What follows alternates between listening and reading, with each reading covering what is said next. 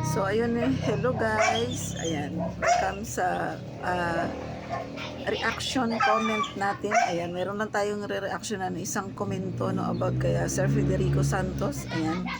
So, syempre bago ang lahat, ayan, babatiin ko muna syempre ang ama ng Kalingap, walang iba kundi si Kuya Bal Santos Matubang, at syempre pa sa lahat nating mga kajungkar dyan, sa lahat ng sumusuporta sa Kalingap, hello po sa inyong lahat. Ayan, sa mga hindi pa po nakasubscribe kay Alton Vlogs, ayan, na-subscribe na po kayo. So ito, no, re-reaction na natin ang bonggang-bongga itong isang nag-comment, guys.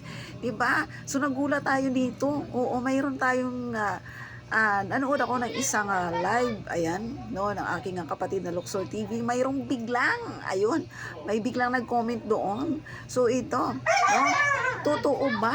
No, ito, or, kasi nakalagay doon, Kalingap Federico. So wala namang ibang Kalingap, no, sa si Sir Federico Santos lang naman ang Federico pangalan na sa Kalingap. So ito ang sabi niya, no, kung naniniwala ba tayo, oo, or totoo ba, no, na si Sir Federico Santos ay may kabimbangan.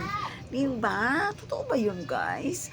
May kabimbangan daw siya na may asawa daw itit. Sino ba yan? Diyos ko, sino kaya iyon ang kabingbangan daw ni ano? O diba? O at least mayroon. May kabingbangan. O si Sir Federico Santos. Diba? Diyos ko, yung iba nga dyan, wala. O diba? O at least, si Sir Federico Santos mayroon kabingbangan. O diba? Saan ka pa? O diba? Ay kaysa naman sabihin natin, o at least hindi siya impotent. Diba? Kaya, congratulations na kung totoo man yan, Sir Federico, na mayroon ka daw kabingbangan at may asawa ka daw at nagpa ka daw. Doon sa may asawa na yun, sino kaya yan? Yung babaeng yun, no? Diba? O at least, diba? Proud to say, diba? Si Sir Federico na hindi siya impotent.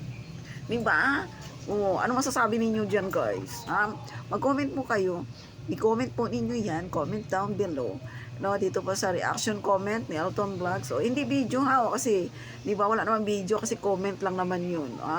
Sir Federico, shout out sa iyo. Totoo ba ito? Oo, na mayroong ka daw kabingbangan at nagpa, di ba, nagpa-umamaw, ganun. Di ba, guys? Ayan, Sir Federico, paki-explain.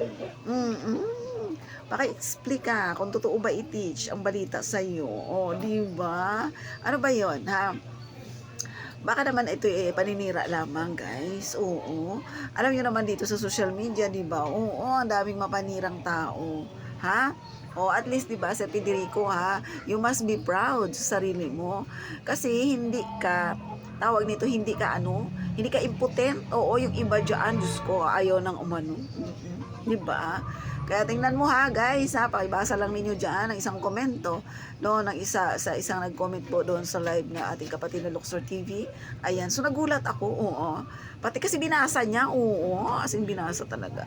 O, diba? Kaya, ang pagbati sa atin, dahil hindi po impotent, si Sir Federico Santos. Pero, syempre, no, paninirang puri po yan, no, kung yan po ay hindi totoo. Pero kung totoo man yan, ano naman, lalaki naman siya, wala namang mawawala sa kanya, di ba? Kahit anong gawin ninyo, kahit mga lalaki yan, balibalik ta rin naman ang mundo, lalaki pa rin yan, walang mawawala sa kanila. Sa ating mga babae mayroon, ha?